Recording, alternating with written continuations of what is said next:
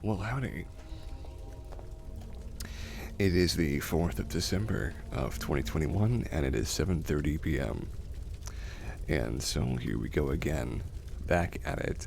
Well, howdy there, Playful. How are you doing? Glad to see that you could join us. So, last week, I have to admit to you guys, last week was not my best week. Going through a couple of things here and there, having problems there and about. But this week, I'm doing pretty good. So, I'm glad to hear you're doing well, Playful. So we're going to have a nice, normal, lovely cast talks. Hopefully, warding off the bad vibes that I felt last time, simply from the nature of living life in my part of the world, I suppose. But what this show is, and I welcome you all back to it, of course, is a Saturday talk show that I host here on Twitch. And during this show, we look at good news that happened throughout the week. We have some catching up to do from last week. And we talk here in the chat. I answer questions. And for the most part, I just help people relax by speaking for a little while. This is episode 58, so we're doing pretty good. Doing pretty good. So, let's get started. I'll give you guys some of the good news from this week.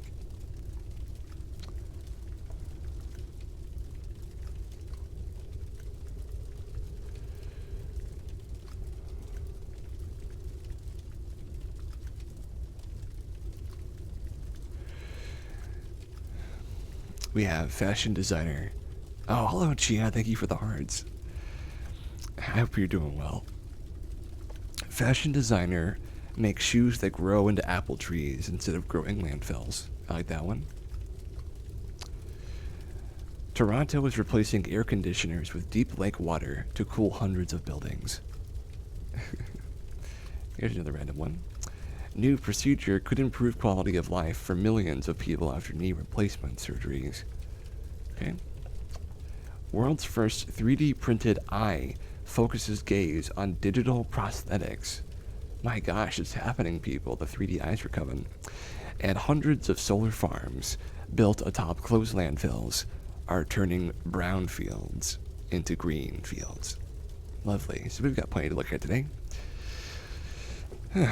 So, tell me what was going on in your guys' week. Give me a recap if you'd like to. I'd be more than happy to hear it and read it out. So, today we have Johnny Footwear. The unique and legendary appeal of Johnny Appleseed, the man who walked about Ontario on the northern United States spreading apple pips, takes roots in a new pair of kicks that biodegrade and grow an apple tree when they're discarded. Tackling plastic pollution is the principal purpose behind the new shoes, but they also help the environment a little by aiding in reforestation. 33-year-old Toronto resident Luck Hull is working to bring Johnny, the brand name of the shoe, to market through Kickstarter, which is currently just $1,000 shy of his $55,000 target. Johnny's are simple, canvas, everyday shoes, made without plastic, utilizing fair trade biodegradable materials instead. Cushiony, lightweight, and water resistant. Johnny's won't biodegrade off of your feet, but after the years wear them down, and the decision to move on to new kicks arrives, they can be buried, as hidden within the sole is an apple seed encased in fertilizer. That's fantastic. I'll show you the diagram here in a second. The materials which the shoe is made from contain naturally occurring compounds which attract microorganisms to feed on and break down the shoe over 3 years. Even if you don't get around to burying them, they will still biodegrade if thrown in a landfill, or really anywhere, I guess. It's kind of cool looking. The way that I imagine that this started was somebody had the concept of nesting an egg inside of a shoe, or sorry, a seed, And it went from there. It looks pretty good, I have to say. It looks pretty good. So this is the diagram. You can see it's got like the midsole, the fertilizer casing in the seed, natural latex rubber beneath it. That's an interesting place to put a seed though, honestly. And it's kind of a lovely idea thinking that you're a druid who's carrying around seeds on inside their shoes. You know, it's got a little bit of a thing to it. When the campaign is successful, $109 will get you a pear and a tree planted in your name. Hool hopes to have them available to a wide range of people by August of next year. The nice thing about this project is that because it's a biodegradable sneaker that grows into a tree, we can kind of help, number one, offset people's carbon footprint, literally in this case, but we're also helping eliminate plastics. And the more people we can reach with that, the more of an impact we can have. So here is a little video about this on the Toronto News. This girl shows up here talking about trees. Okay, we're seeing the shoes. They're nice looking shoes. They really are. Luke Holy. Oh, how about the black and red ones? I would take the white and red ones too, though. Honestly, they're both good.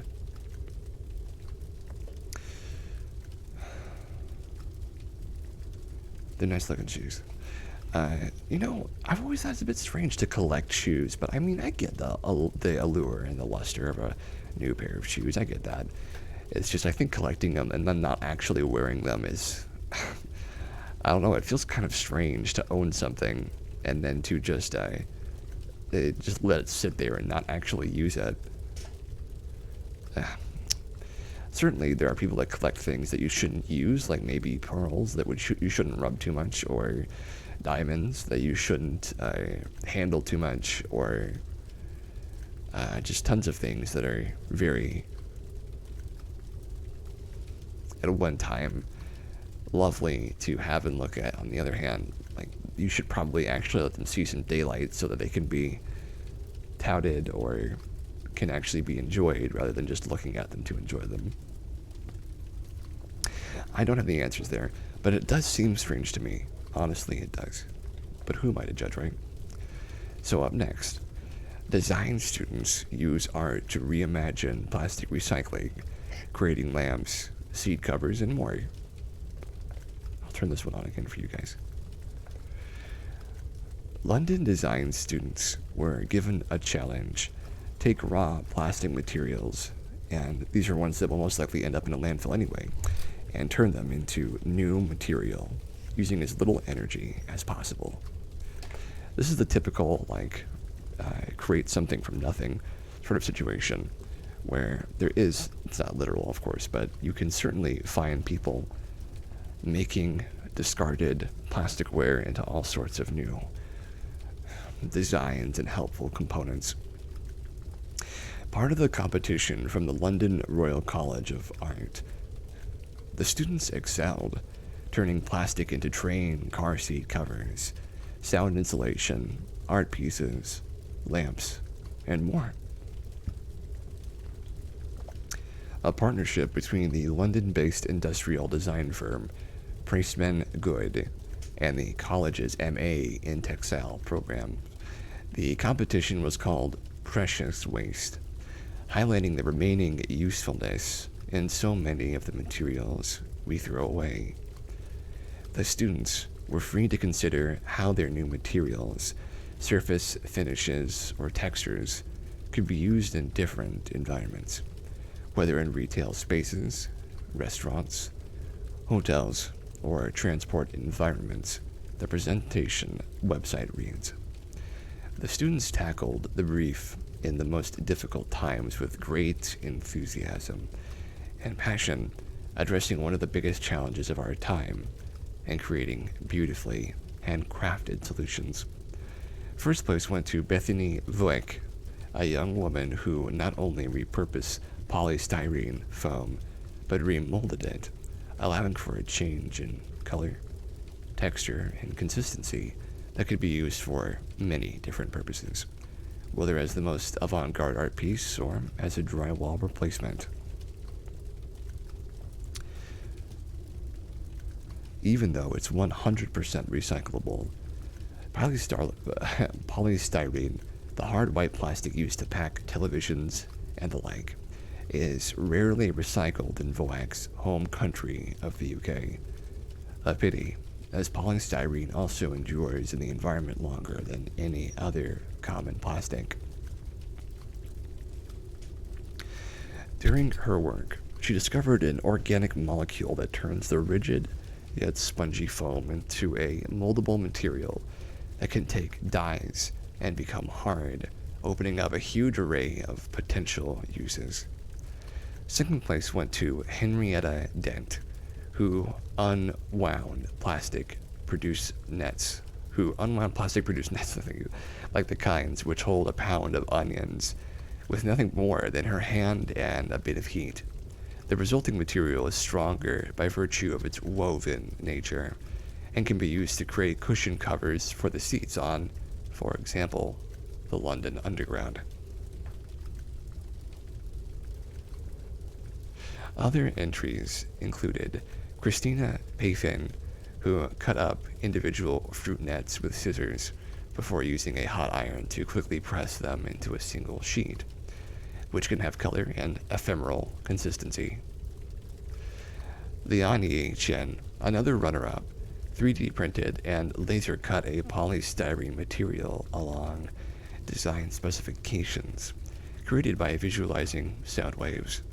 The resulting 3D stringy material, she says, can be used as sound insulation, stuffing for toys, or as printing filament. Another entry aiming to tackle the plastic incense packaging at Buddhist temples, created an app that tracks the donation of this plastic packaging every time one goes for prayer. At the end, the trash is turned into a lamp in the appearance of a lotus flower. Well, that's lovely. Well, that's another good news story down. So we're just 2 in right now, on to our third one. Oh, I like this one already. Heartwarming photo captures man's gesture of gratitude towards the nurses who saved his wife's life. A New Jersey man won hearts across social media after he was photographed using a cardboard sign to express his gratitude to local hospital workers. The man, who was not identified, was pictured holding up a handwritten sign to the glass windows of the emergency department at Morristown Medical Center, as he held his other hand to his heart. The sign read, "Thank you all in emergency for saving my wife's life. I love you all." Karen Zatorsky, Senior Public Relations Manager at Morristown Medical Center, later told the Daily Record, "We don't know who the man is. We don't know who his wife is. The nurses happened to be there and took his picture. What's beautiful is that's all we know." A woman named Shay Vander Vliet shared the photo on Facebook after her sister-in-law, Paige, who works as a nurse at the hospital, caught sight of the man at work. "She sent me this picture the other day, and I feel like it needs to be seen as much as possible," wrote Shay. "I don't know how to make a photo go viral, but I think this one is worth sharing, so please share away. And thank you, Paige, and all of the nurses and doctors for your hard work and dedication, especially during this scary time." Just as Shay hoped for, social media users have since shared the photo more than 61,000 times. Not only that, the photo raised awareness for a GoFundMe campaign to raise money for New Jersey hospitals in need of protective medical gear. Within a matter of days, the campaign managed to raise more than $12,000. And here is the image of the guy. That's a very sweet image, isn't it? He's not really asking anything or requesting anything. He's just sending out his love. Certainly kindness that is rarely given to anyone working in that field. But I mean, this is something you can say about people who have lived like either a difficult situation or have a very intimate understanding of how underappreciated the people working in just not like super high paying jobs like nurses or teachers, or even working at a restaurant or even a pizza place. Those people, they have as much pride, if not more, than anyone else. As many dreams and as many loves and hates and passions as anyone else. And it's really easy to forget that they're on the same level as everybody, even if they're serving you food or helping you measure into an outfit. And that's something I've forgotten and not known in the past. But I think a touch of kindness in every situation can do a lot of good. Thank you for your heart, Gia. I think this is true in the case of me working at a pizza place. There were scarcely any people that I had bad things happen with because of. I definitely feel like the reason I stopped working there was twofold. One, I got a really bad call from a bad customer who should not have behaved the way he behaved. But two, I also was like, I'm done. I'm not doing this anymore. I realized that I didn't need to do that job to, be happy, and we didn't need the money that badly. It wasn't worth it anymore. And it was a dead-end job, to be fair, working at a pizza place. There's not a whole lot of room for improvement there, and even if you become a manager, that's as high as you can get, really, right? That's as high as you get, for the most part, and I don't think that I want that responsibility, and I certainly don't need the money that badly, so I'm privileged enough to pick and choose which jobs seem what would fit me, and to work this little show in the meantime.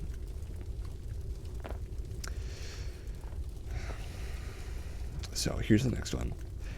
World's first electric self-propelled container ship launches in also to replace 40,000 diesel truck trips.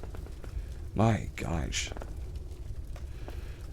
So I mean, if there's anything in the world that's really helping a lot, it's one of these things. This is from the 25th of last month, by the way. Their ancient ancestors brought many modern sailing techniques to the North Sea, and now the Norwegians have successfully launched the world's first electric autonomous container ship. My lord. Built by Yara to transport their mineral fertilizer stocks between the towns of Porsgrunn and Breivik, a trip which normally requires 40,000 trips by diesel truck per year. The Yara Berkland will save around 1,000 tons of CO2 annually. My gosh. 1,000 tons.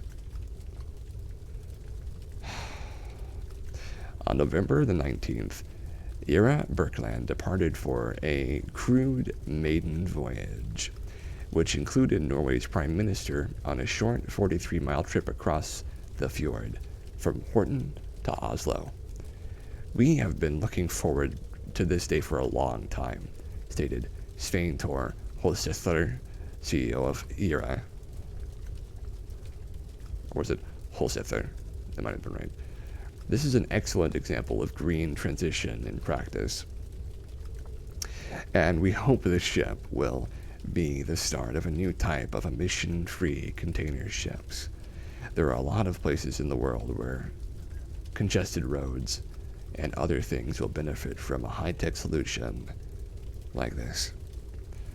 On board the 262-foot, 80-meter vessel is a 6.8 megawatt-hours battery pack that can generate 17 miles per hour.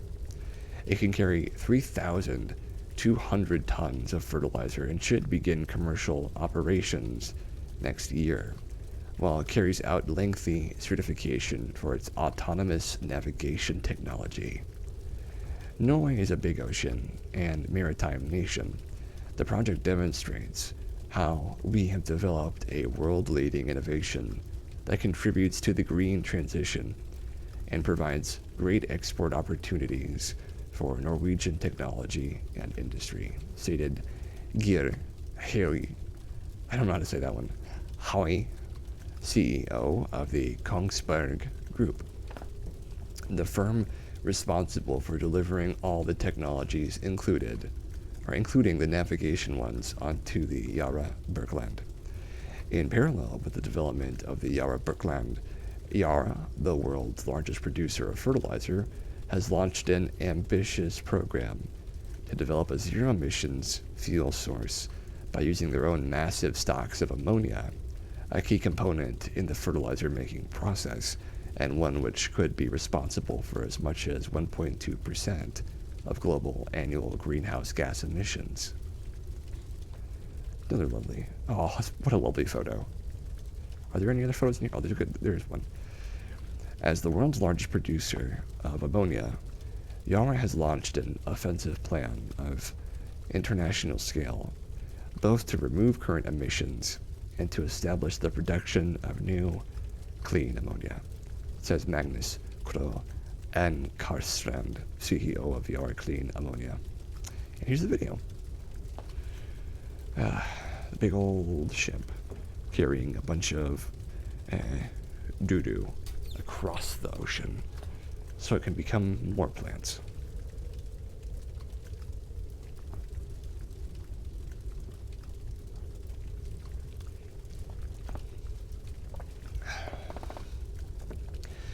Absolutely lovely.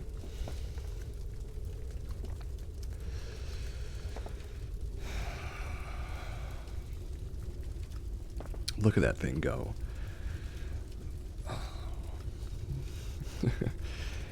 I think it's monumental that we've launched something like this.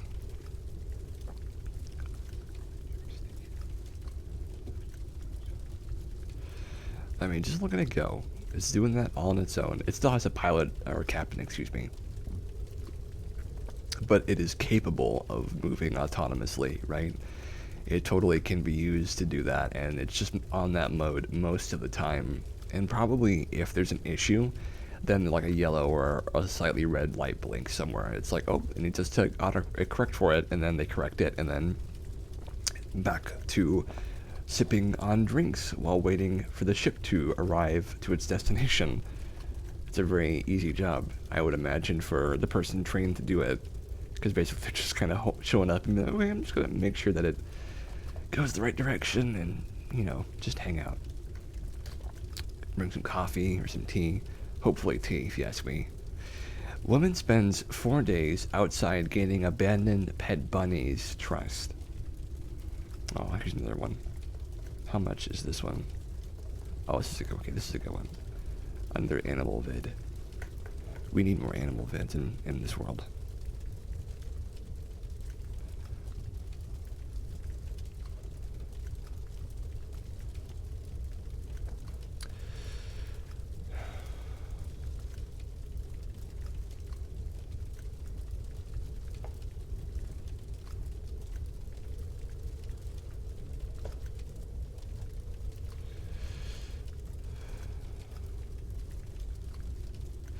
There we go. There she is. This heartwarming video shows a young woman who spent 4 days outside gaining the trust of an abandoned rabbit. 25-year-old Alicia Castro spent all day, every day, trying to catch the pet rabbit that had been dumped outside her apartment. She endured freezing temperatures and talked to the rabbit while leaving food before finally coaxing him into a crate. Alicia from Montana said, "Tons of people knew the rabbit was there. A few said they tried to catch it, but nobody really cared enough to do anything. With the cold weather incoming, I knew that time was important, and I'd feel so guilty if I didn't do anything. Once I looked into his eyes, I knew that I had to save him, no matter what it took. It was very stressful. I was sick and it was barely above freezing. Every day I would sit outside in the cold with him, gaining his trust, feeding him, and trying to get him to climb into my crate.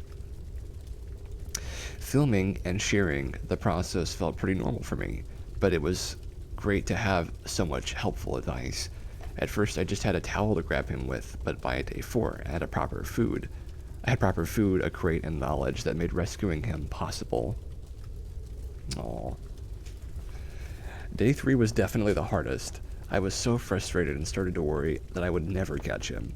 Not only letting down this poor helpless rabbit, but also the millions of people who were watching along too. Alicia's patience paid off, and the rabbit, now named Bunny, is living the life of cozy luxury, which is the thing that all rabbits and animals crave, I imagine, is to live as a pampered and very well trained and groomed and cared for creature. I called every humane society in the area, Alicia says. You follow her on TikTok, oh lovely. And they were full, so I planned to foster him until we could find a home for him. But the more time she spent with the rabbit, the more she fell in love with him. My partner and I have a cat, Kiki, who we adopted 4 years ago, so we knew we could only keep him if they could coexist. We spent every day acquainting them and getting them used to each other. I'm so happy with the progress we've made. Her advice for others who might find an abandoned pet animal in need of help: even if it's hard, even if it takes time, don't give up. There are so many animals that need help and don't have anybody to stand up for them. So be that person. And here's the video.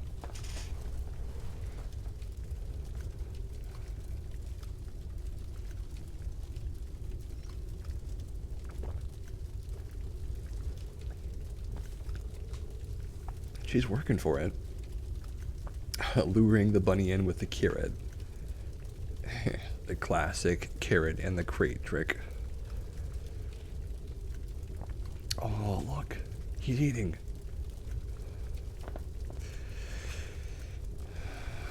I love to think that this rabbit is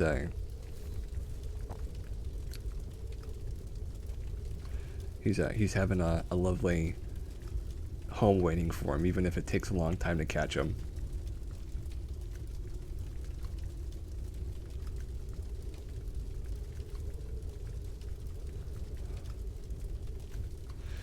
I know. Lovely cookies right there.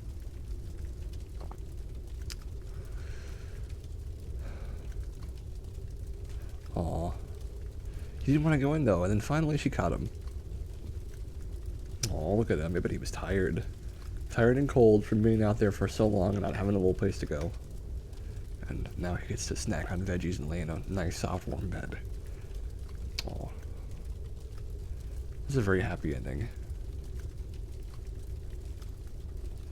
Lovely. Alicia Castro, such a good woman. Her partner, too.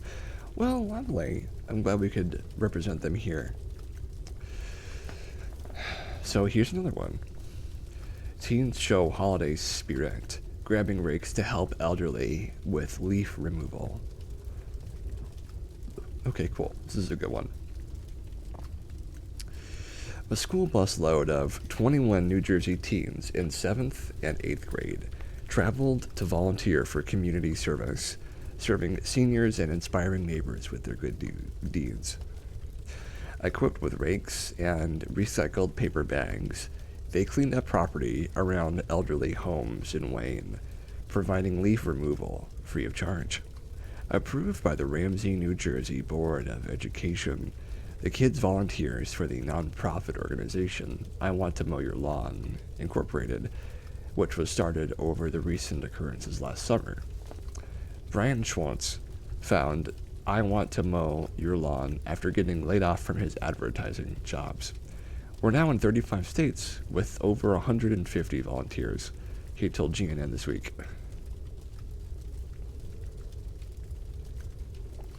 With the success of this week's field trip, Schwartz is looking to partner with schools in other towns to get more groups like this involved in his grassroots campaign. The same kids will be returning in the coming weeks to clean more yards, offer leaf removal, and a new branch of kindness. So here's the little video about it. We can't show that. That's somebody else's TV show. Sorry about that. I realized it at just the right moment. I was like, we can't show that. There's no way. But you know.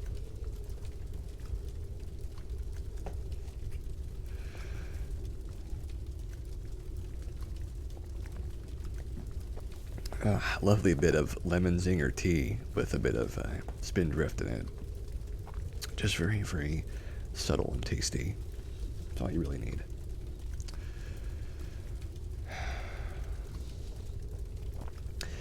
And here's our next story. Royal Air Force lifts off with Guinness World Record for first flight using 100% synthetic fuel. Isn't that something? As nations get more and more serious about climate change, certain sectors are finding it more and more difficult as a subject than others. Commercial and military aviation, for example, or racing series like F1 and NASCAR, don't currently enjoy many zero emissions developments. Now, however, a Formula One legend has partnered with the British Royal Air Force to create a zero emissions fuel alternative for these activities. And they were just rewarded with a Guinness World Record for the first ever flight using a test that is synthetic petroleum. It was the morning of November the 2nd when an Icarus C-42 ultralight plane launched from Cotswold Airport to complete a short flight using Zero Petroleum's synthetic UL-91 fuel. I love that term, Cotswold. It's a very, very low-key, very wholesome curse. UL-91 is just hydrogen extracted from water and carbon, extracted from atmospheric CO2, done by machines powered by renewable electricity. These are then synthesized to create a zero-emissions fuel with which Zero Petroleum say can be used for sectors in which electrification is not currently an option, including aviation, agriculture, and a wide range of high-performance vehicles. It's hard to imagine with an invention as potentially critical as zero-emissions aviation fuel how quickly this all went through. From first planning to testing needed just 5 months from Zero Petroleum, run by F1 royalty Paddy Lowe. Lowe, who contributed to 12 world championships with his time at the McLaren, Williams, and Mercedes racing teams, added that the fuel ran successfully in the aircraft as a whole blend without any modification whatsoever to the aircraft or the engine.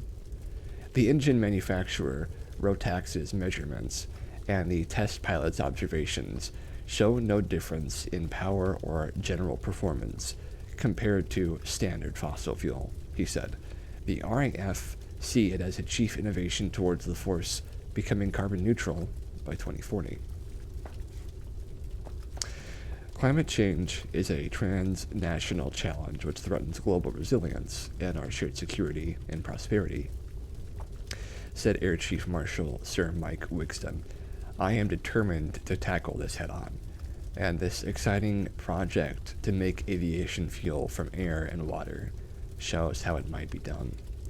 Other methods of greening aviation have seen devices that catalyze atmospheric CO2 into jet fuel right on board the aircraft, while carinata, a mustard-like oilseed crop, could be used to create a more sustainable jet fuel alternative capable of reducing emissions by 68%, and is being grown in the American Southwest in a trial. That was a nice one. Does this one have any images? It does. Okay, we'll put this one up.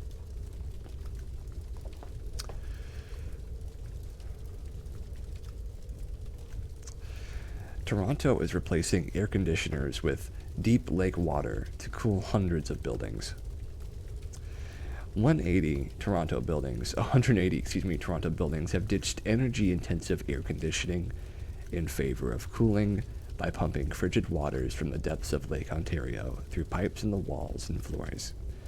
These include City Hall, Toronto General Hospital, hotels, data centers, and the Scotiabank Arena, home to the Raptors basketball franchise.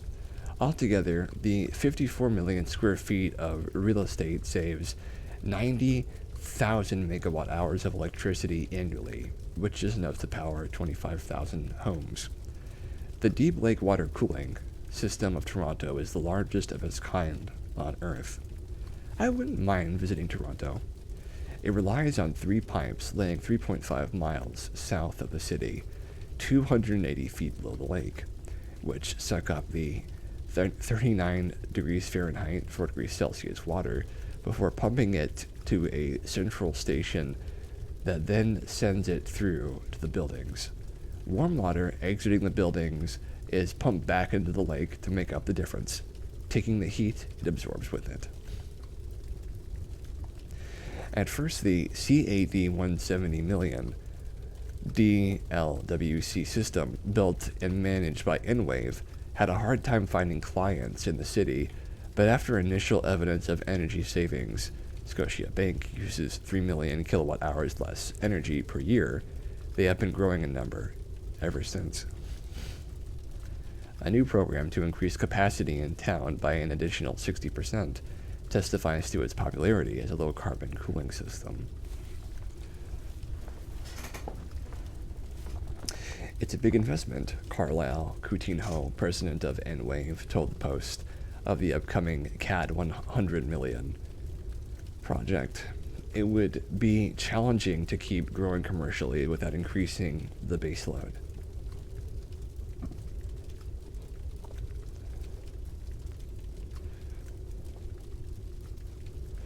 Another big expansory project in Toronto is called the Well Enwave. The Well. Enwave will create a thermal storage system using a 2 million gallon tank of cold water from the lake, which can store energy at night during off-peak times, easing strain on the electricity grid and reducing costs. This, the company says, will open the door to another 17 million square feet of real estate. My gosh. DLWC isn't the only method of cooling buildings via water. The other involves evaporating water, using large tanks as a means of expelling heat. However, this leads to mass water usage, and DLWC can keep 220 million gallons of water in the lake, in the pipes, or in the ground, compared to evaporative cooling. DLWC isn't something every city or building has access to, but some buildings, like the million-square-foot HSBC headquarters in Hong Kong, is cooled via seawater instead. Seawater, wow. That's something.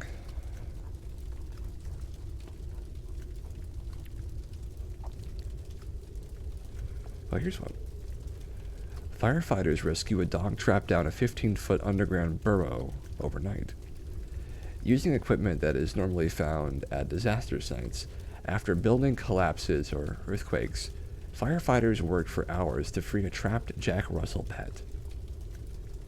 The 11-year-old, Freddie, was chasing a rabbit on Monday when he got trapped down a narrow hole in Blackroot Pool, West Midlands. His owner, Richard Hill, said he could hear Freddie's whimpers underground, but was unable to reach him. The 55-year-old reluctantly gave up searching for him when it got dark. "I really thought I had seen Freddie for the very last time," said Hill. He returned on Tuesday morning and called 999 after he could hear Freddie's cries for help. He had been trapped for 24 hours by that time. The West Midland Fire and Rescue Service found them after Hill used an app to help firefighters find his exact location. What 3-word has divided the world into 3-meter squares and given each square a unique combination of 3 words? And if you have the app, it is as accurate as GPS coordinates. Crews used camera and listening gear on their mission to find the distressed pup, and eventually dug a 6-foot by 9-foot crater. Thankfully, after 2 hours of digging, Firefighters freed the exhausted Freddy, who ran out of the hole as they got closer to him. I have to say a huge thank you to the firefighters. They were just unbelievable, says Hill. It was just incredible when he ran out of the hole after the rescue. It was just like nothing had happened. Freddy is still sporting an orange tint after being covered with the clay soil. According to the relieved owner, the four-legged adventurer will definitely be staying on the lead the next time we go out for a walk. Lovely. And here's another good one. Winner of the 2021 Dyson Award goes to the first ever device to monitor glaucoma symptoms from home. The 2021 winners of the International James Dyson Award were announced, presented to young engineers whose device might make the world a brighter place, like his breakthrough vacuum cleaners have. Inspired by her father's diagnosis of glaucoma and then the multiple uncomfortable hospital visits, this year's top winner, Kelu Yu, realized there is a global need for less invasive, accessible home eye care devices.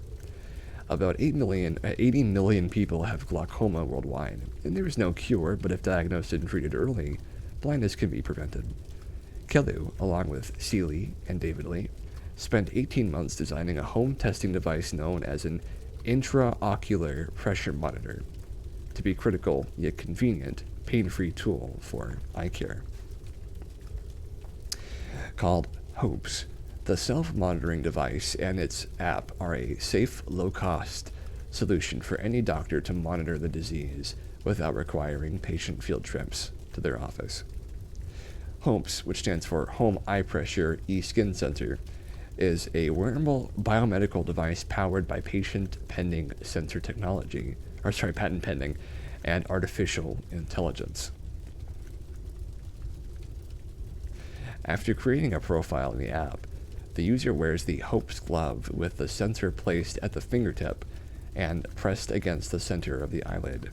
The unique sensor captures dynamic pressure information of the user's eye with sub-millisecond precision.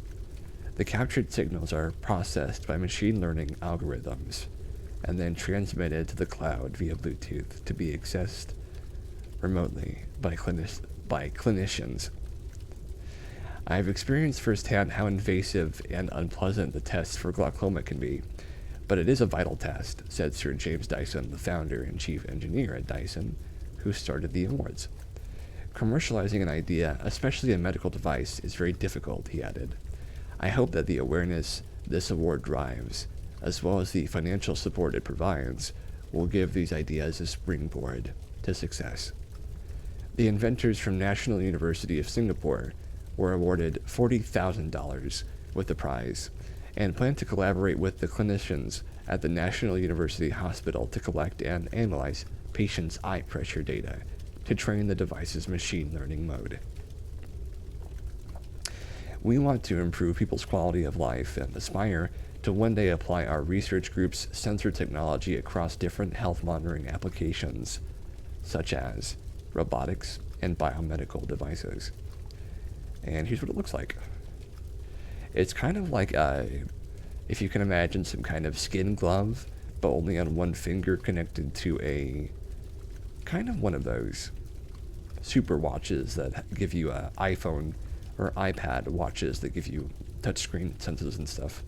It's one of those, basically. It looks pretty neat.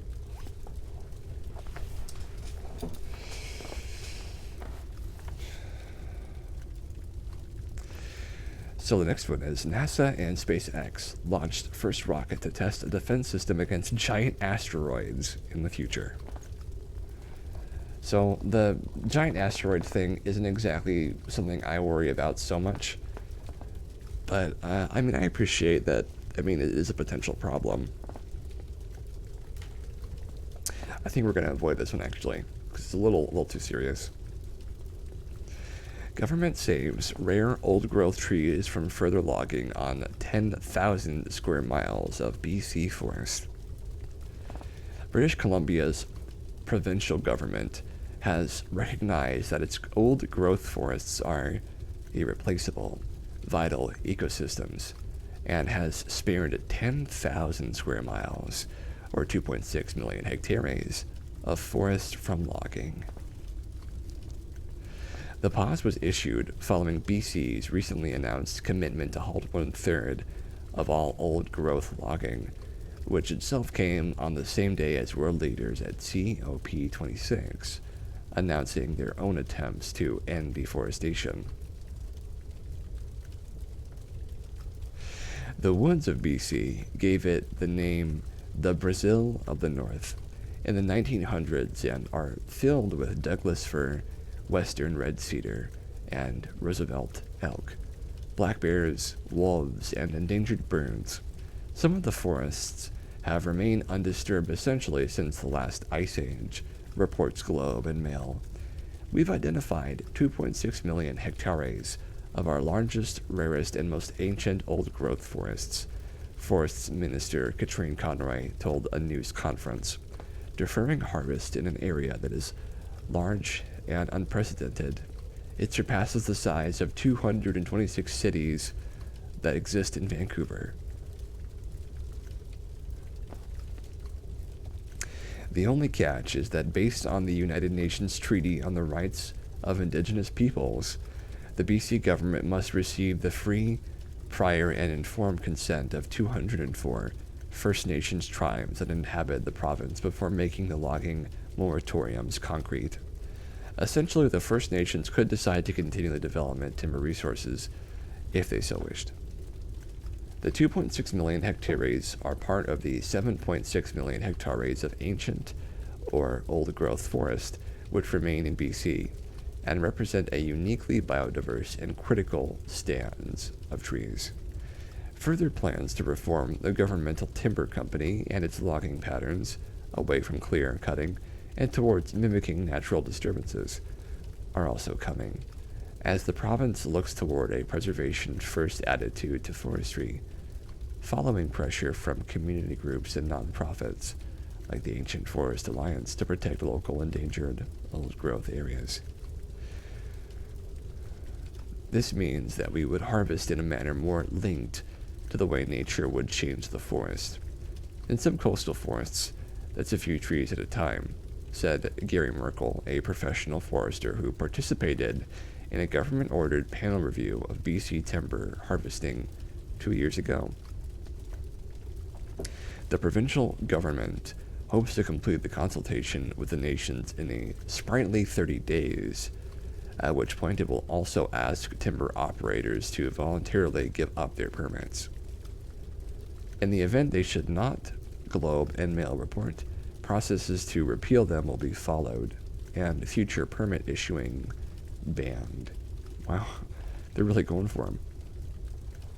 Alright, we're going to do maybe one or two more stories, and then we'll go on a break.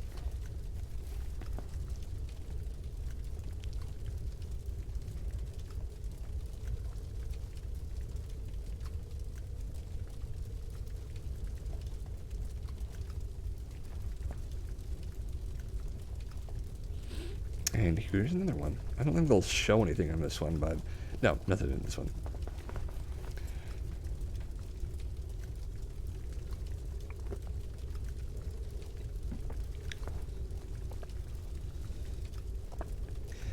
A new medical procedure could improve quality of life for millions of people after they undergo knee replacement surgery.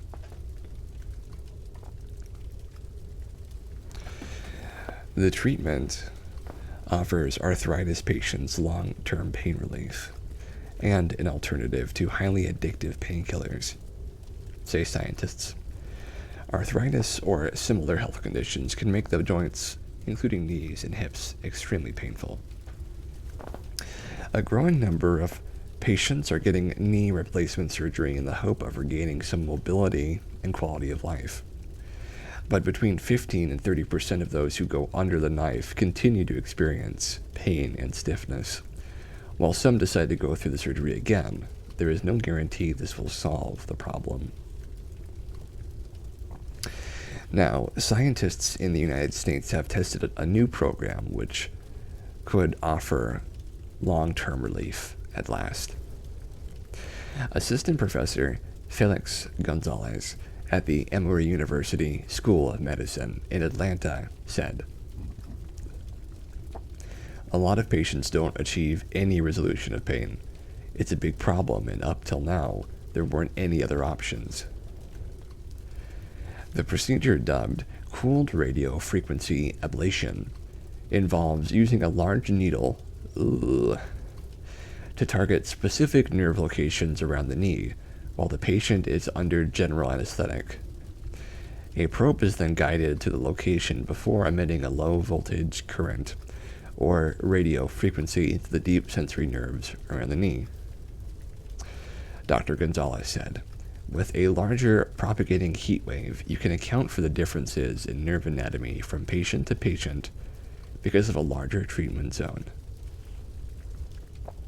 Treating a larger zone increases the effectiveness of the procedure." The researchers surveyed 21 patients who had complete knee replacement surgery and were suffering from persistent chronic pain. They were asked to fill out clinically validated questionnaires to assess their level of pain and how it affected everyday physical tasks. Following up surveys were collected a year after participants received the CRFA procedure. It showed the patients had experienced a statistically significant improvement in their quality of life, the researchers found. Both pain and stiffness scores were improved dramatically, and no major complications were reported. Likewise, they did not require further medical treatment, including surgery or any other kind of intervention. Dr. Gonzalez said, "This procedure can have a huge impact on patients who have gone through major surgery and are still suffering pain that is very debilitating." The procedure's long-term relief gives it a major advantage over current treatments such as cortisone injections, which usually only work for a few months. Dr. Gonzalez said, "It's very encouraging that up to a year out, these patients have such a significant relief in their pain and a better quality of life. The hope is that in that period of time, the patient can become more mobile and increase their activity. Even if pain comes back, we predict it won't come back with the same intensity as before. This new procedure, which the researcher describes as minimally intrusive, is also easily replicated if necessary and could reduce patients' dependency on highly addictive opioid painkillers." Dr. Gonzalez said, "We hope that this procedure will become a standard of treatment for pain in this setting." Well, lovely. Alright guys, well, we are on the halfway point. That means what we do is we stand up and stretch out our legs and have a little bit of a tea, maybe go to the bathroom for a pee, and then come on back soon after. But either way, if you want to sit here and watch the lovely ambience and listen to the fire roaring, that's fine too. So, when we get back, we'll do a couple of animal videos, read some more news, and see where the night takes us. So be back in a little bit, because I'm going to go get something to drink and go to the bathroom. I think you should too, because it's what I'm going to do.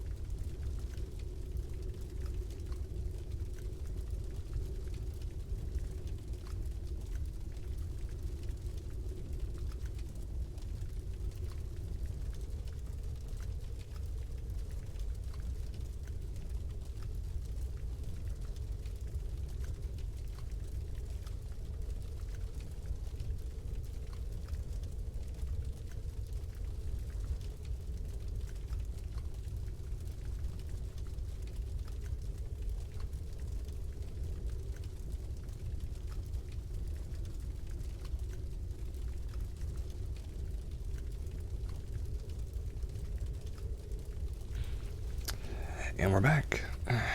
Hello again, folks. So, we are looking into some lovely animal videos here in a second. So what we're going to start with, I think, is... That's right, we were doing sloths before, weren't we?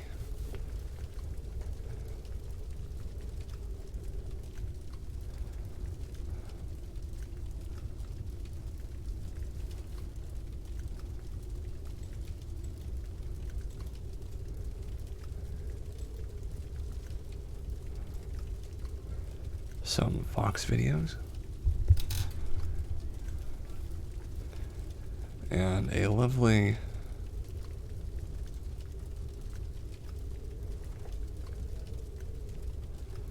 guinea pig items from Singapore video. Lovely. Okay, so here we go.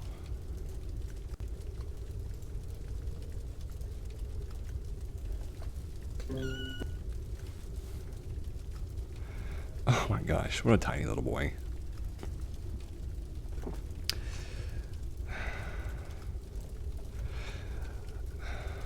Whoops. Pretty sure it does that. Yeah, so I know very little about actual cats. Like very different breeds and different animal types and stuff. But I know that kittens are basically evolutionarily created to seem vulnerable and cute so that other creatures will pass them over because of their cuteness, which works very well on humans, works very, very well on humans. Babies in general are like that.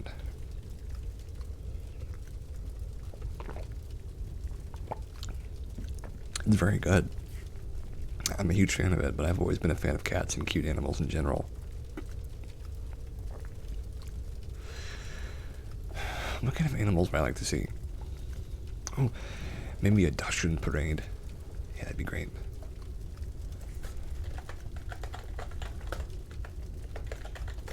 Oh, Dachshund parade. The Sausage Walk of London. Oh, we're watching that, guys. We're watching that. Oh my God, there's so many Dachshunds. Wow, the Sausage Walk. I'm gonna go there and do that someday. I'm gonna do that someday because this is so good. All these little boys and girls just hanging out and being friends.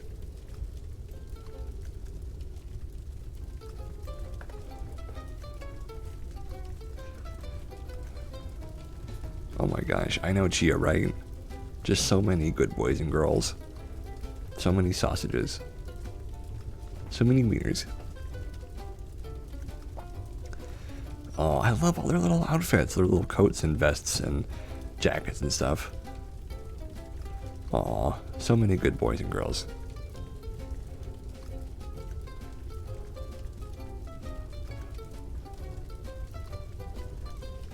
Oh my gosh. We've actually got some dogs come from abroad as well. So we've got one that's just arrived from Mexico who is coming today, and one that's come on holiday from the Netherlands who's also coming. So it's definitely an international event.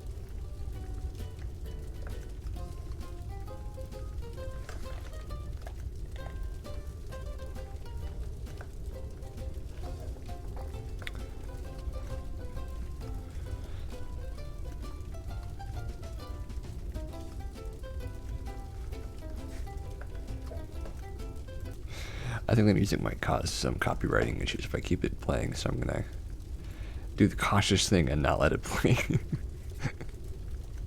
Aww. They always just seem so noble to me. There's these two Dachshunds that always chase me down the street when I'm walking around my neighborhood, but I know that they're not like threatening at all. They're just very defensive and insecure, probably. Aww. They're all playing so nicely. Oh wow, that Dachshund's hair is crazy. Wow, they have very long hair. Oh wow, the Dachshund parade. Jeez, I don't think you could get more cute than that. A bunch of long-bodied boys Oh, they're wearing little coats. Oh, it's so good. It's so good. They're wearing like sweaters and stuff. Oh my gosh, I love that. The crowd's got too big. Thank you for the hearts, GI. The crowd's got way too big. Now it's just an army.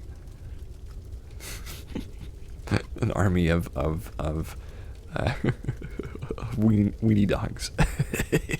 Just marching across all of London. Like, well, we've got too many people now. We have to organize a bigger parade, bigger festival situation. Aw. Come out and support your wieners. Every 3 or 4 months. Oh, lovely. They get to play in the snow. I'm gonna put this down in my things I'd like to do. The sausage walks. That's just fantastic. Oh, Dawson loses 50 pounds. OBIE. I actually don't know what OBIE means. Oh, his name is Obi. I thought that was a medical term. Yeah, I've actually heard of Obi before, now that I'm seeing this. He's a big wiener. 77 pounds. You'll get through that, buddy. Aw, look at him. Aw, the puppers. You'll get through it, my friend. You'll get through it. You put him on a diet. Yeah, we'll take him in. Yeah, that's what you gotta say. You said, oh, well, I'll take him. I think he's just eating a whole burrito.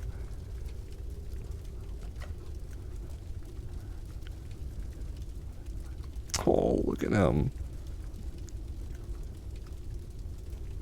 Low calorie diet. Mostly proteins, no carbs. Come on, buddy. You start walking. Oh, he's doing it. Oh, look, he's doing it. Oh, just keeping an eye. Oh, look at him go. Look at him go. He's trying his best.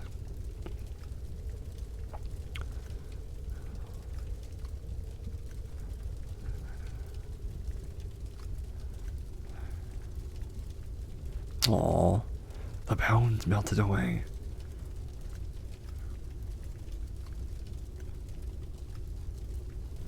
Oh, look at those eyes. You can't say no to those eyes. Look at him. A year later, he's looking good. 50 pounds lighter. I bet he feels crazy. 50 pounds lighter. Dear Lord. Jeezy crazy. Aw.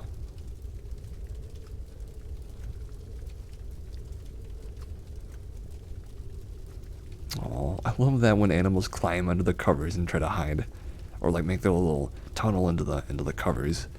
I bet that's so comfy for them.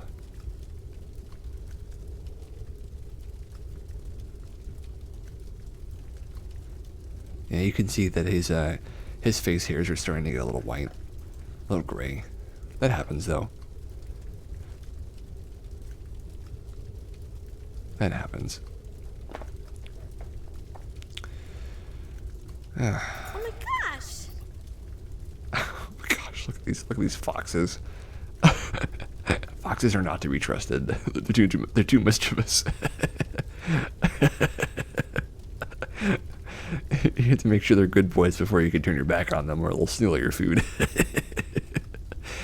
Oh, it's okay, Gia. It's okay. They're lovable. They're tricksters, though. They'll pinch your food if they can. You have to train them not to do that, or else they'll just go for your food whenever they can. I'm sure they get some training here, though, right? Oh, just look at them, though. Who can say no to that face? They're just so cute.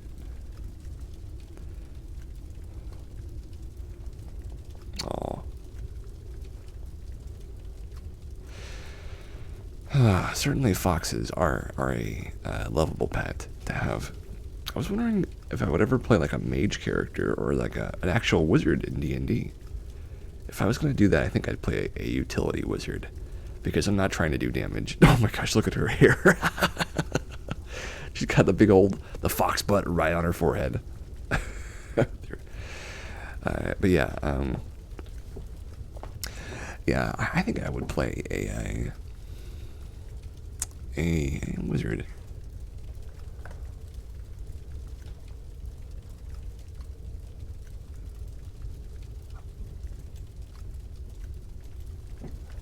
In fact, I'm going to make a little post about that, now that I'm thinking about it.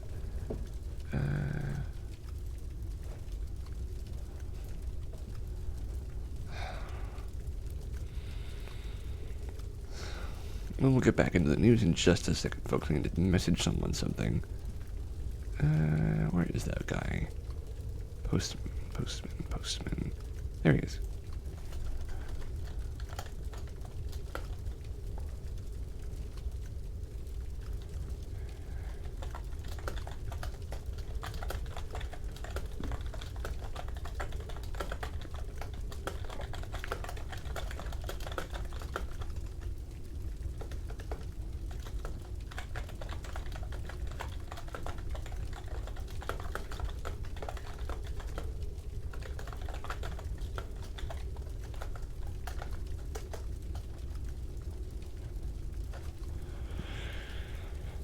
Lovely. Okay, so yeah, I'll bet you anything that foxes have a sweet tooth, right? I'll bet you they have a sweet tooth. Turtles have a sweet tooth too. They love eating sweet stuff, especially watermelon. Isn't that interesting? Of all the places.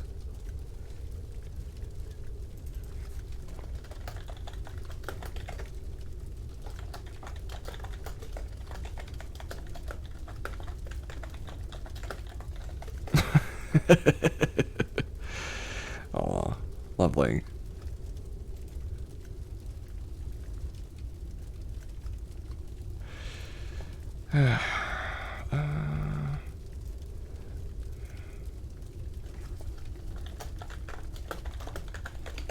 Okay.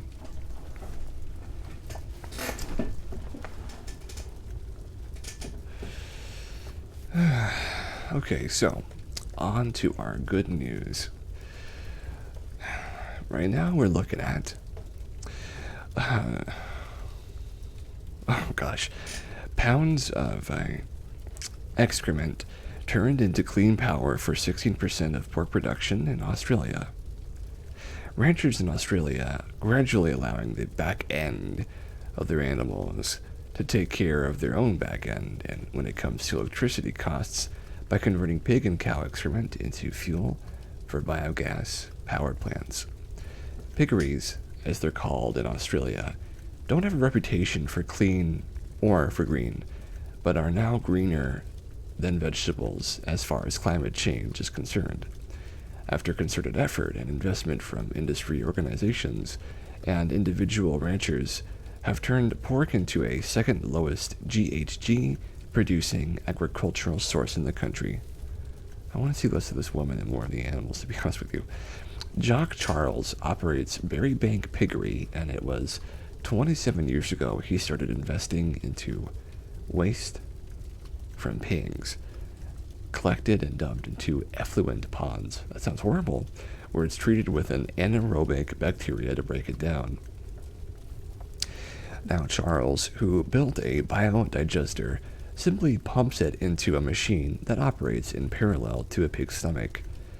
Their bacteria breaks down waste into harmless manure, producing methane in the process. This methane is converted by a turbine into heat, which generates 90% of Berry Bank's electricity needs. We are producing about the same as we used to, but during the day when we're running the feed mill and a few other things, we're pulling some power in from the grid, and then in the evening we export power, Charles told ABC Australia. Charles said it reduced energy costs by 90%, but that it also makes the piggery a much more pleasant place to work, as it provides a quicker disposal option for the 80,000 liters of liquid waste per day. Oh my lord. Pigs be pooping. 70% of odor from piggeries comes out of lagoons or ponds. So if you can eliminate the ponds, which we've been able to do, then you're only dealing with 30% of the smell. That's good. Biogas energy is transforming the Australian pork industry, with a study from the Grattan Institute showing that now only 2% of all ag-related emissions come from pork, which is less even than vegetable production. Furthermore, Australian Pork Limited and industry research firm says that 80% of all farm emissions can be reduced by using biogas, and that 16% of all piggeries in the country are now operating biodigesters for manure management and for green energy generation. But it's not just piggeries that are benefiting from this manure-powered movement. And Mr. Charles actually helped a nearby dairy farmer at Bengaree and sell their own biodigester for the same reasons. What an awful name for a machine, a biodigester. Sounds like it would be really helpful, though. Mark Trigg runs a robotic dairy farm there, which produces tens of thousands of liters of manure, which the biodigester turns into enough electricity to cover half of the dairy's demand. That seems crazy that it can do that. Furthermore, Trigg and his parent company, Gecko Systems, gotta be real careful about that name, which runs a gold mine of things, are able to take the solids left over from the process and turn them into fertilizer. Charles has been making fertilizer for years, and his biodigester at Berry Bank produces 20 different varieties, including currently sold on the market. Gecko Systems, whose owner, Sandy Gray, loves farming and ended up in mining by mistake, believes the technology could be used on mining operations in remote locations. He's looking at creating a shopping container-sized model of the biodigester and biogas engine for that purpose. We've got interest from a mining company in human waste. They've got communities they've got to deal with in remote areas, he told ABC Australia. It goes back to that old chestnut about one man's trash, except in this case, it's one man's waste is another man's want. Interesting. Very interesting. Well, I mean, certainly if you can make it work, then why not turn it in, right? Why not? So I think we'll move on to the next video here, because I'm getting a little tired of seeing this young lady prancing. Not that I mind prancing, but you know. Let's go on to some guinea pigs.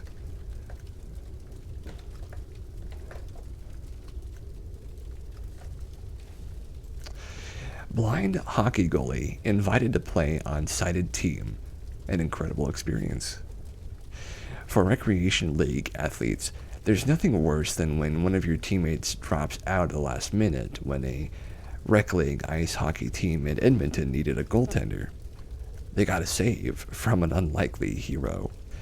Nelson Rigo is 100% blind, and by filling in as a goalie for an acquaintance's team, he became the first ever blind player to play in a sighted team in the province's history.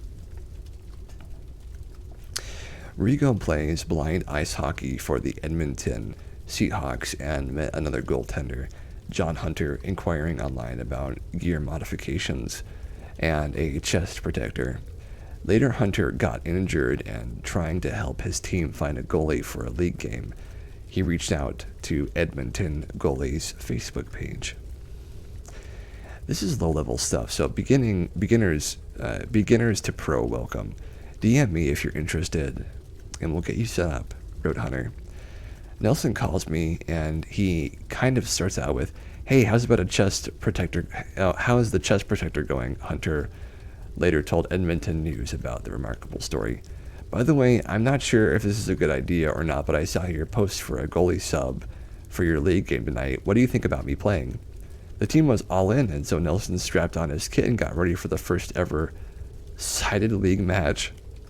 According to the players, they didn't tell the referee until the puck dropped that their goalie was blind, information with which he didn't really know what to do. In an interview with CTV Edmonton, Rigo, who has also driven motorcycles and race cars since going blind, explains he keeps himself centered in the goal by measuring the distance between the posts with his stick in his glove. After he uses sound to key into where the puck is, and if it's being challenged, all the while following audio instructions from his loving wife, Emelinda, in the stands relaying the action. Oh, lovely. The game was by no means a washout, even though Rigo's team lost 9-8. He hung in there and earned the respect and admiration of the team. They made no accommodations for me, Rigo said. It was just like being one of the guys on the team, and that whole camaraderie thing that you get with a team, that's the thing that I really love most. Hunter would later post on Facebook that these are the nights where legends are born. Good for him. He's something. Bragging rights, said one spectator. This remarkable night, a childhood dream as he would call it on Facebook, is just one step in his hockey career, as Rigo also plays in the International Blind Ice Hockey Federation and is sponsored by the Edmonton equipment outfitter Hockey Shop of Horrors. My gosh. I'd say just go for it, Rigo says. If it's something that you want to do, just do it. It's amazing watching hockey, but it's even better playing it. So we will turn back to this one for a moment and then get in there and look at this video after I make sure that my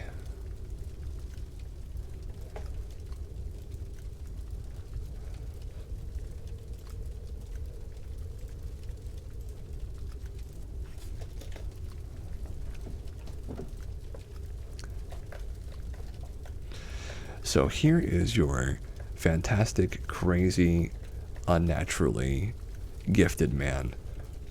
And here is what he's able to pull off.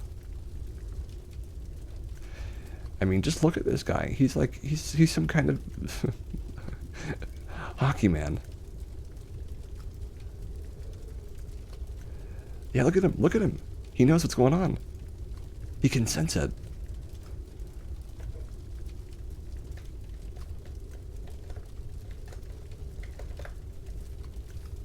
Look at him. Look at this guy. He is a blind man, and yet he's playing hockey. Oh, gosh. I know that that's not crazy, because people do that, but, I mean, he's playing against people who aren't blind, and he's doing okay. You know, he's doing a good job. Gosh, blind hockey sounds really difficult. I don't know.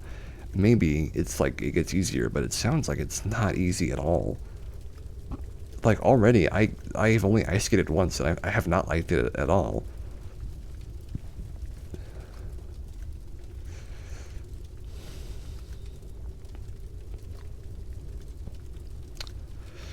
But yeah, it's certainly an idea, right? An idea. And he did it. He got through it. He got through the worst of it, and he's doing just fine now. Well, good for him.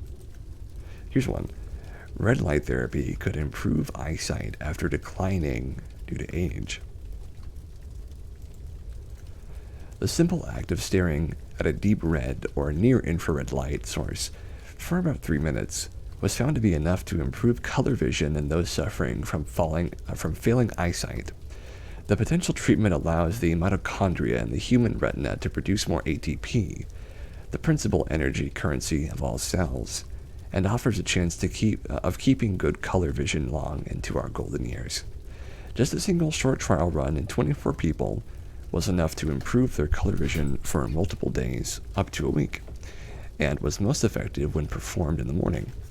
This is because the wavelength of light that was found to be effective is only present on our Earth sky at that time of day, and it's also the time when the retinal mitochondria produce the most ATP. I wonder if that's like a why you should look at the sunrise kind of thing. Making cells more energy efficient can help with many different issues, says Glenn Jeffrey at University College London, who led the research focused on the retina, a patch of light-sensitive tissues at the back of the eye that have more mitochondrial density than any other cell. Inside the retina turns light into pictures with two pieces of equipment, rods and cones. Rods are very sensitive cells responsible for perceiving black and white, while cones are built for richly lit environments and are responsible for the perception of color. Tests were made after the short light exposure by asking trialists to identify colored letters of a similar color to the background paper. The results have doctors, but also businesses, very excited at the potential at-home treatment for reduced sensitivity to color in old age. We demonstrate that we can significantly improve cone-medicated color contrast thresholds for a week using a single 3-minute light exposure by an average of 17%, and in some older subjects by greater than 20%, the authors write in their corresponding paper published in Nature Journal. This simple and highly economic intervention applied at the population level will significantly impact on the quality of life in the elderly and likely result in reduced social costs that arise from problems associated with reduced vision. New Scientist reports that other researchers believe the treatment could be applied to a much wider spectrum of ailments, as boosting the productivity of mitochondria is a relevant treatment for all kinds of age-related problems. Mitochondria turn on all the systems in the cell that make the cell work better, says Janice E. Els, who is currently advising a firm called Lumathera that's attempting to bring light therapy products known as photobiomodulators to market. Light therapy of different colors has been curiously shown to have benefits in other ways. Dr. Mohab Ibrahim at Tucson University Medical Center is using green light exposure in dark rooms to treat migraines. And flashing lights set to 40 hertz have been shown to clear away tau protein plaque that cause Alzheimer's disease by mimicking the brain waves oscillations of deep, slow wave sleep. Holy moly. This is a lot to take in. I mean, I would never have guessed you could do that with just light, right? I wouldn't have guessed. But hey, I mean, they're the scientists, right? They're the doc. We've only got a few news stories left before we'll go on to our the end of our show. Here's a good one. New solution to ridding oceans of microplastics uses acoustic waves. This is from December the 1st, only a few days ago. Filtering microplastics from polluted water using acoustic waves is the new solution to cleaning up our oceans, according to new research. Microplastics are released into the environment as cosmetics, clothing, industrial processes, and plastic products like packaging break down naturally. The plastic pollutants then make their way into rivers and oceans, endangering marine life.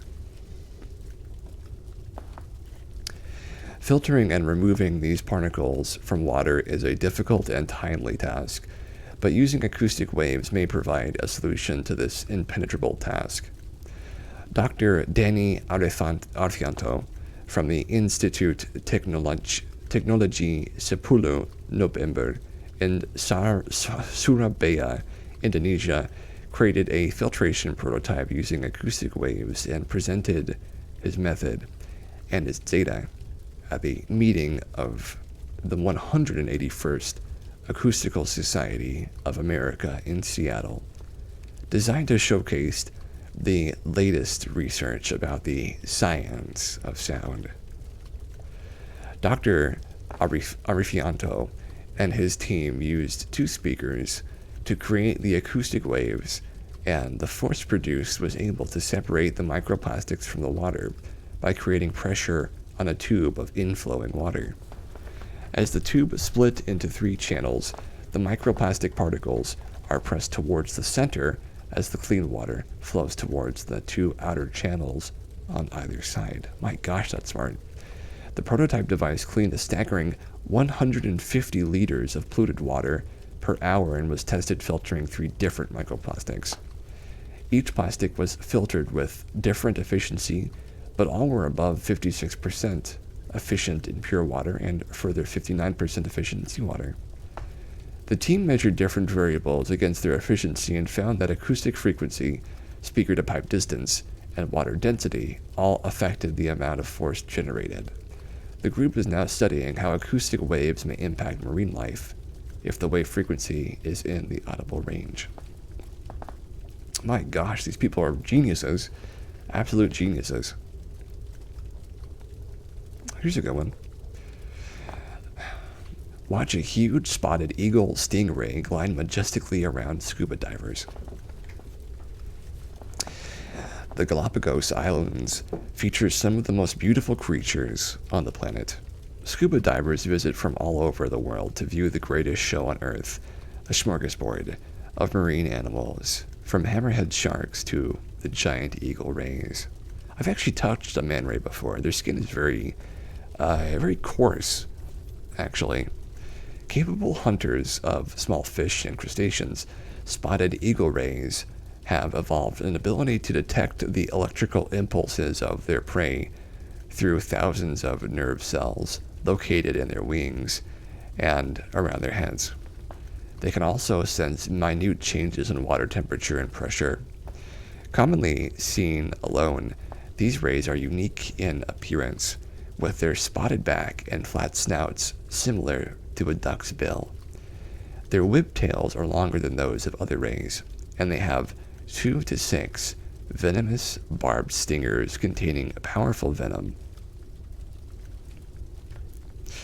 With such defenses, they are avoided by most animals except large sharks, yet humans accidentally can run into them.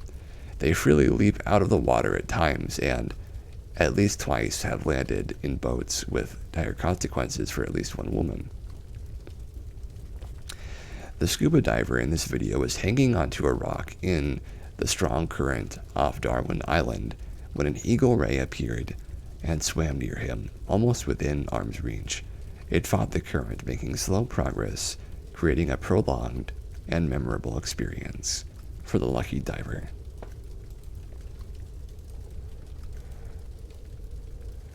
Oh man, look at that. Look at that big guy.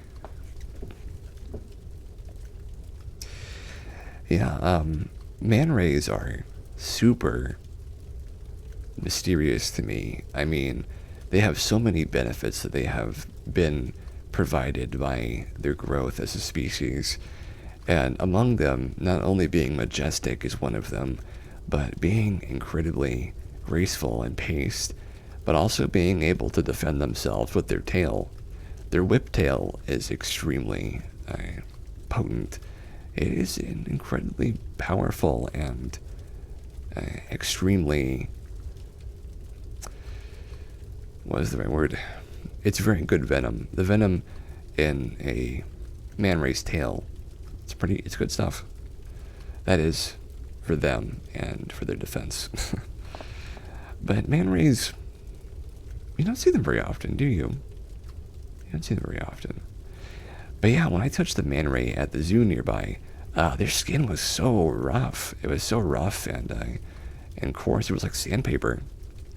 It's bizarre. Apparently, sharks are the same way. When swimming with sharks and taking care of sharks, it's very common that people get what's called shark burn because their skin is so raw and so coarse. It is actually like touching a carpet, right? But it's even more coarse than that.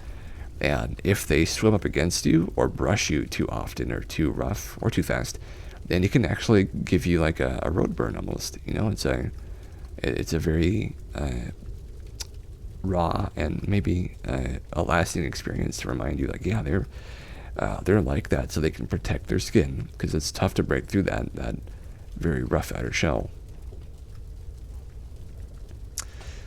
World's first 3D printed eye focuses gaze on digital prosthetics. And here's this guy. Look at him, he's seeing just fine. A Londoner has received the world's first 3D printed digital eye as a prosthetic. Promising to cut the time it takes to develop a prosthesis by half, it's also more realistic than other alternatives. Steve Vers is a 47-year-old engineer from Hackney who had needed a prosthetic eye since he was 20. Last week he finally had it fitted. When I leave home, I often take a second glance in the mirror, and I've not liked what I've seen, Vers said in a press release. This new eye looks fantastic, and being based on 3D digital printing technology, it's only going to get better and better. Normal prosthetic eyes involve hand painting an iris onto a disc that is then inserted in the eye socket. However, since the eyes are the windows to one's soul, the light reflecting off the disc is rather than penetrating it to the full depth, like a natural iris, will give it away. Also, along with needing just 3 weeks to prepare compared to a normal 6, 3D printed eyes are much less invasive.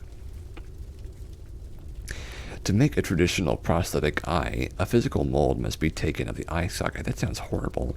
But the 3D printer needs only a digital scan, which is not only cleaner and faster, but also more accurate. Vers's functional eye was also scanned to ensure the details between the two would be the same.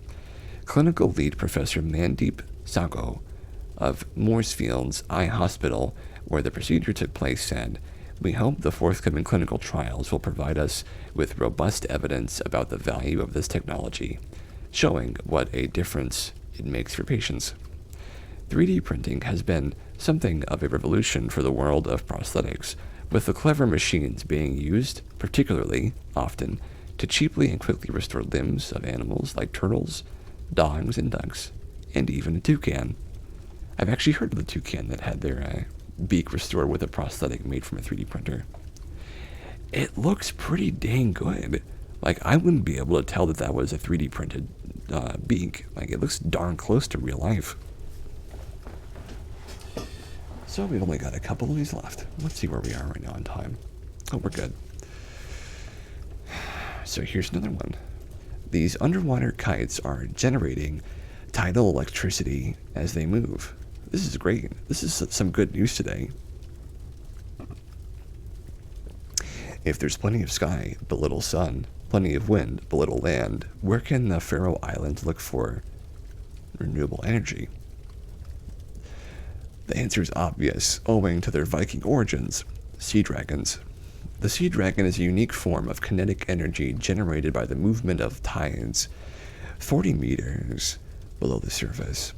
They are underwater kites or gliders that have a 16-foot wingspan and swim in a figure 8 position along with the tide, generating enough energy to power 50 to 70 homes. Home to just 50,000 people, the Faroe Islands is a self-governing Danish archipelago that lies between Iceland and Shetland, and one would think it would be an easy enough place to reach a zero-emissions target. But with North Atlantic weather and not much land to build wind turbines, hydroelectric power gives over 40% of the island's energy supplies. It's very pretty, though. Built by Minesto, a spin-off from the parent company of airplane and former car manufacturer Saab, the tidal kites, as they're called, operate using the lift force of the tide rather like an airplane uses the force of air passing over its wings to fly. With an onboard control system and rudders, the kite is autonomously steered in a predetermined pattern that pushes it through the sea while anchored to the seafloor by a tether. By doing so, the turbine experiences a water flow several times higher than the actual stream speed. The turbine diffuses power to the generator, which sends electricity via power cable and the tether up to a station on land.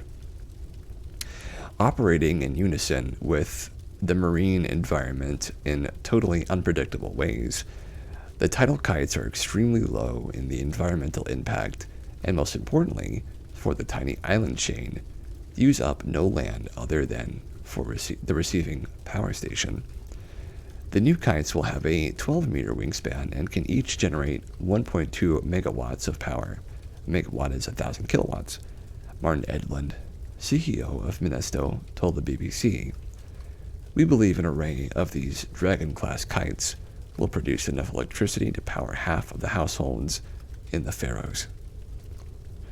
Returning to winter from an unusually windless summer in which the Faroes had to import much more diesel than their installation of wind turbines would have made them expect, the tide's regularity is literally the stuff of legend, so much so that Minesto believed their dragons could provide 600 gigawatts low impact, low cost renewable energy around the world if scaled up. Gosh, Doc Brown would be crazy about that. 661 gigawatts. Gosh, I love that movie.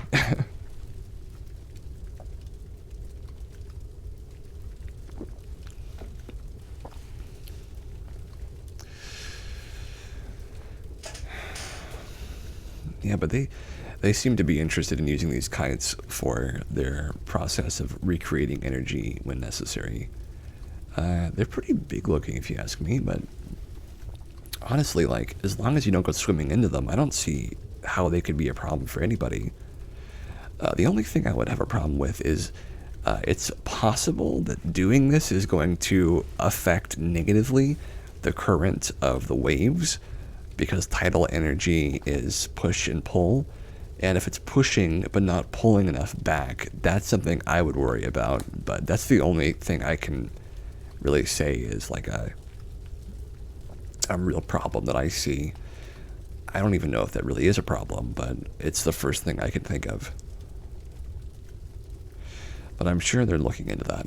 I'm sure. Anyway, yeah, that's cool. I had not thought of that either myself. After years of helping a crow family, a man was left mind-blown over their homemade gifts in return. This is by McKinley Corbley. Oh, lovely. An enthusiastic backyard birdwatcher named Stuart Dahlquist spent years leaving out food for a family of crows, but he never expected to be given anything in return for the snacks. That's why he was all the more shocked when he was surprised with a gift from the corvids. The 56-year-old Seattle homeowner first became acquainted with the bird family after he rescued 2 chicks that had fallen out of their nest in his front yard 6 years ago. Also, just so you guys know, I've said this before, if animals are stranded or need help, you can totally grab them and help them. Their parents will not willingly give them up if they can help it. And unless you have done something to make them smell really different, they are going to smell like an animal, and their mom or dad will still recognize them and take them back. That's like 99% of the time. It'll be fine. So don't let that stop you from trying to help a chicken that you see that's fallen on the ground. A chicken, that's right, a little chick. Dalcrease told the dodo that he had always delighted in listening to the baby birds chirp to their parents during feeding. So when he went outside and found the tiny crows on the ground, he knew he had to help. Despite the squawks of alarm from the adults, Dahlquist managed to scoop up the chicks and put them back in the nest. He even left out some food and water at the base of the tree in case they fell a second time. He then began regularly throwing bird food into his front yard, and the crows apparently took notice. Or any animal, yeah, or any animal. Generally, animals are not just okay with oh, I just, the baby's gone now, it's fine. No, they're gonna fight for that thing. Usually they're gonna do what they have to keep their baby safe, even if it means, smelling a little weird. The only thing that this is not true with is there's a couple of animals that are I can't think of them off the top of my head, but there are a few animals that do this, unfortunately. Just a few. We've been feeding a small family of 4 crows, mated pair, and their 2-year-old kins for several years. Last week, 2 days in a row, they left these gifts, pull tabs threaded onto pin twigs. This isn't only generous, it's creative, it's art. My mind is blown. They made those? Holy moly. So the birds put the pull tabs of soda cans through these twigs of pine and then left them there. Now, if there was only one of them that looked this way, then that could just be a coincidence. But 2 of them, right? I mean, that is still a coincidence, but it's one heck of a coincidence if it's just random that they did that. That I've never seen a bird do that before. So this is like a 1 in a million thing that I'm looking at right here, I think.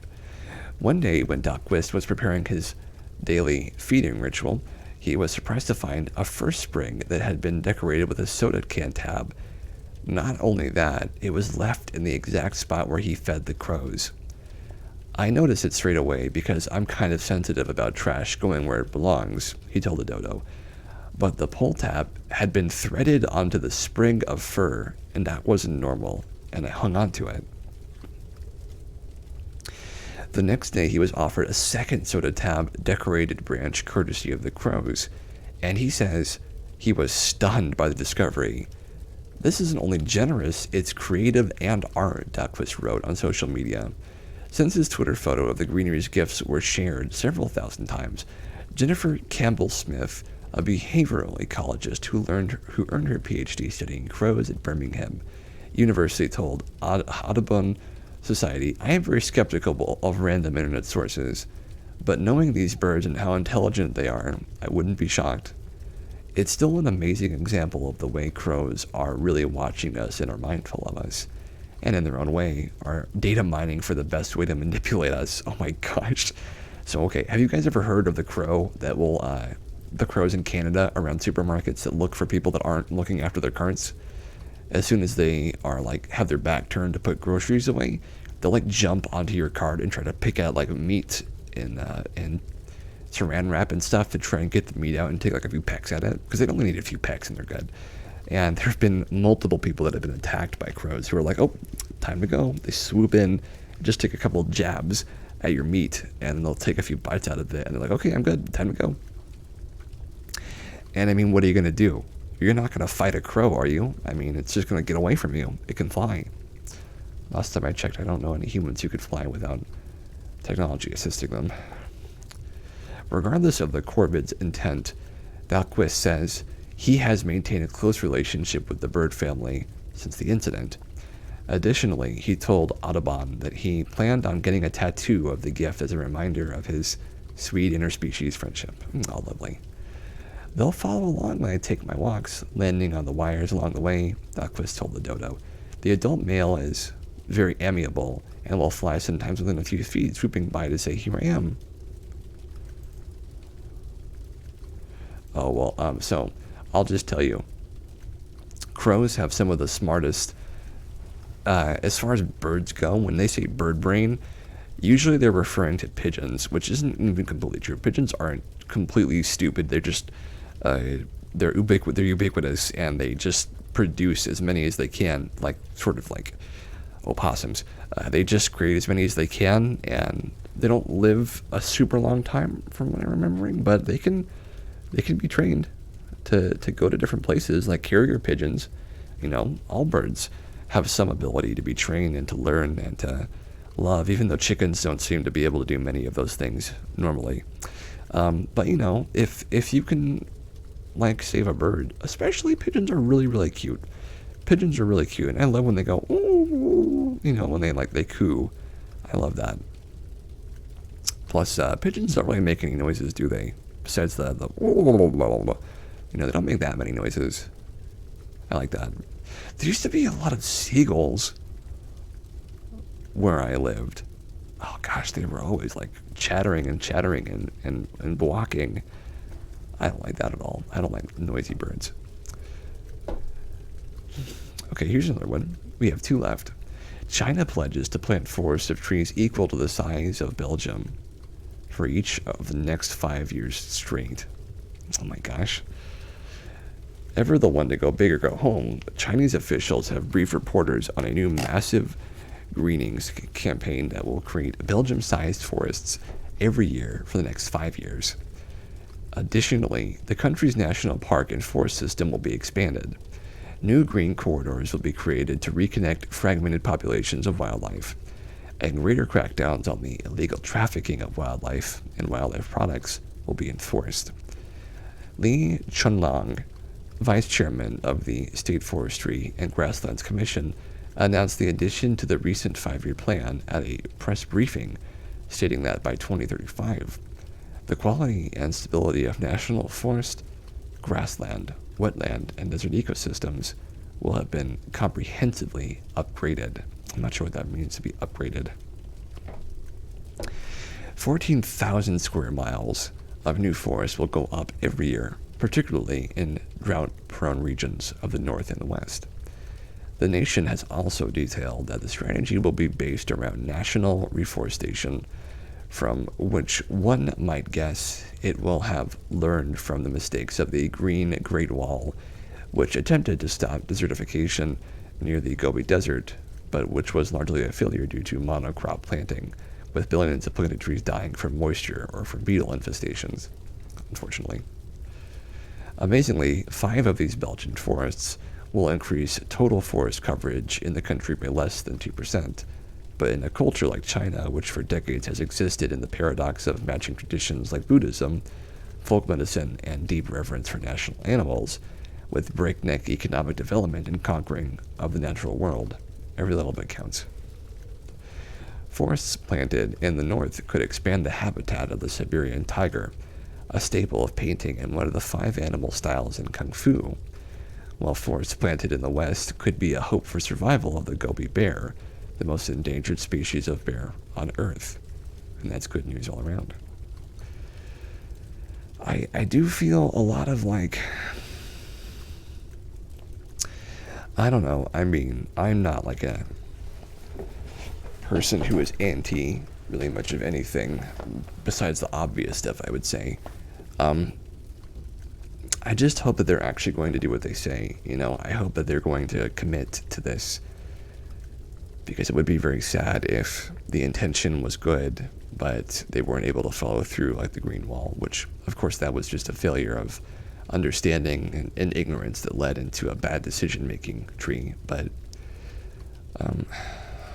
I mean, they put a lot of manpower into it, a lot of effort, and they don't seem to usually say things regarding manual labor that they're not going to do, right? As far as like people working really hard in that sense, because both Chinese, Japanese cultures and Korean as well, they all work super hard to be really good at the one thing in their life that is like their job, much harder than most people in the West work, to be honest with you, too hard for the most part.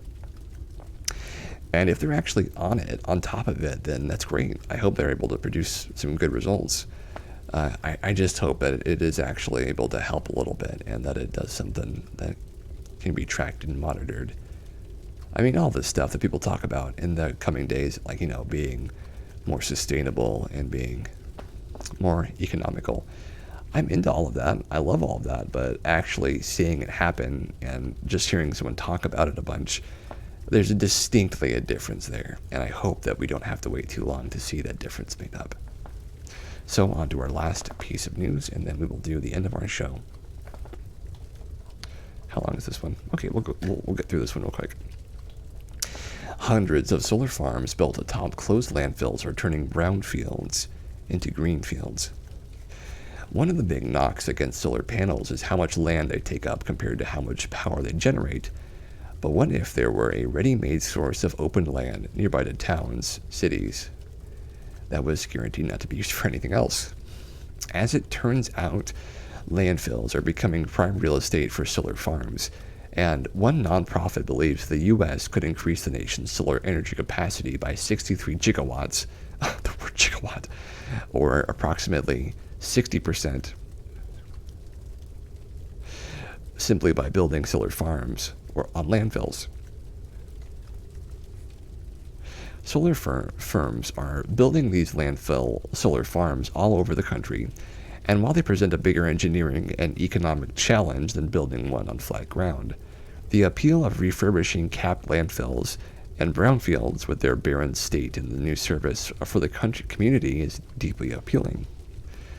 For example, NextAmp's Solar Star Urbana Landfill Community Solar Farm occupies nearly 40 acres on a capped landfill, meaning that one that isn't accepting solid waste and which has been capped with concrete or other material to block rain from seeping through to the decomposing waste below. It features nearly 14,000 solar panels and generates 5.2 megawatts of clean energy for low and middle income residents who receive discounts on their energy bill if they sign up to take on the solar energy. Well, awesome. Icon Environmental Energy is building a 70 megawatt solar farm in Houston, Texas, called the Sunnyside Energy Project that will power 12,000 homes atop a 240-acre capped methane-leaking landfill that will also host community features like an electric vehicle charging point, biodigester to turn certain waste sources into green energy and fertilizer, and a community garden. A biodigester. Gosh, that's like a crazy sounding thing, isn't it? Biodigester. Annapolis, Maryland has 55,000 panels on an 80-acre landfill, generating power for 2,500 people. It isn't the easiest thing to build a solar farm on a landfill. For one thing, the traditional method of securing panels on concrete struts buried in the ground is out of the question, as it would break the cap of the landfill. This also currently puts a landfill solar panel out of the reach of current technologies that allow the movement of the panels to follow the sun. However, there are also aspects which are easier. For example, there are usually underserved communities that live nearby landfills, and the local cheap power access can help them save money. Furthermore, there's no risk of facing high land prices or bidding war from someone else who may want to use a pristine stretch of meadow for something else. There are more than 10,000 closed or capped landfills around the country, and perhaps as many as 4,000 of them could be turned into solar farms immediately. And that is all the good news that we have for today, folks. So, I think we can safely say that is the end of our show. And, we have been going for about 2 hours. Let's see how long it's been. Oh, thank you, Chia, for your hearts. Let me see how long we've been going for. Over 2 hours. Well, lovely. We're doing just fine. So, I'll put our exiting music out.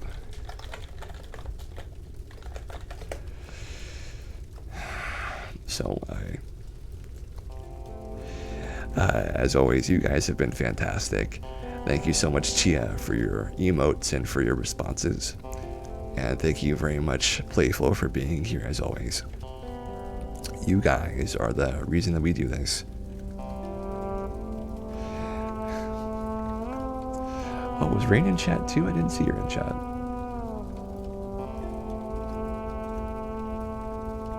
Well, either way, it's great to have you guys here, and I am so glad we got to do this for a little while. You guys are the best, and I'm glad to have you as always. Thank you again for your hearts, Chia. So you guys, I hope that you get to sleep nice, and that you have a lovely evening, and that you stay safe. And take care. I'll see you next time, okay? Bye-bye for now. Oh, good. I'm glad she was in the Watchers. Well, great.